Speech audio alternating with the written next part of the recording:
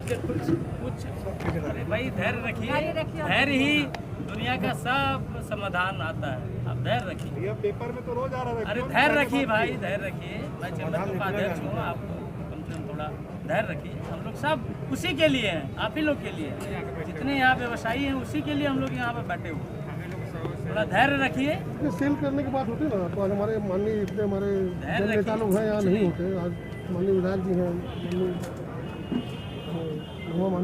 आज आज विधायक जी बैठे हुए हैं, मेयर है, तो ये आपके लिए हमारे लिए जैसे ना ये लोग चीज़ों को समझ रहे हैं कि पार्षद हमारे साथ हैं, भले बैठे हुए नहीं, तो सब लोग का एक ही मत है कि काम चालू रहना चाहिए, है ना। उनको लग रहा है लड़ा जाएगा, कोई बात नहीं। कानूनी तो हम लोग के साथ क्यों होते हैं?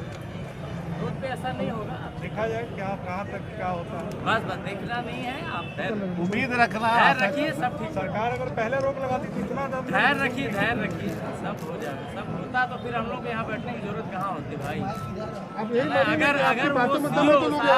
अगर 55 गो वार्ड के कमिश्नर से ही खाली वार्ता कर लेते, डिप्टी मेयर से ही वार्ता कर लेते, मेयर से वार्ता कर लेते, तो इसकी जरूरत ही नहीं पड़ती, है ना। जिनको वोट देकर यहाँ की जनता ने वहाँ नगर निगम के उच्च स्तर पे पहुँचाया है, लेकिन उनका नहीं है। उनका क्या है मंतव्य, ये तो समझ रही है जनता, भी समझ रही है, लोग भी समझ रहे हैं। इसलिए धैर्य रखिए, हाईकोर्ट से बढ़िया डिसीजन आएगा, है ना, और हम लोग राहत के साथ। कितने दिनों तक? कितना दिन तक? एक हफ्ता, एक साल तक स्टे देना? एक साल तक बैठेगी हम लोग यहाँ। परमानेंट इसका हल निकाला जाए।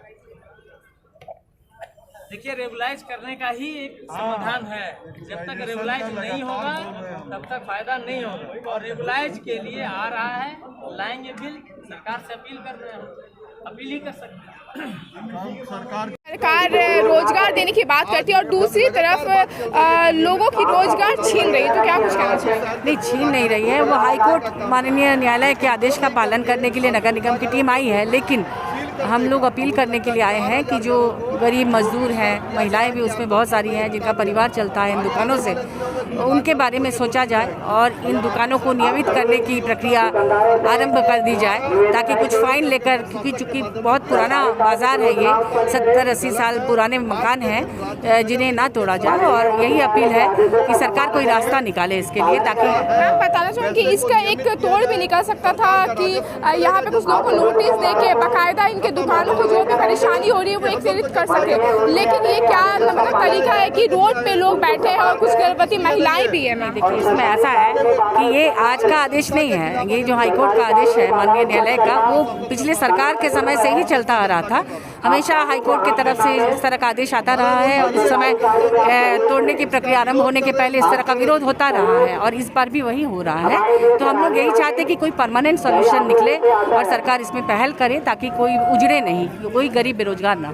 इसी की तरफ आप दूसरी तरफ देखेंगे तो मैं मोराबादी में 300 से लगभग ज़्यादा दुकानें हैं, वो बंद कर दी गई है। उसको भी सरकार विचार कर रही है और बहुत जल्द उसमें भी न्याय होगा दुकानदारों के साथ।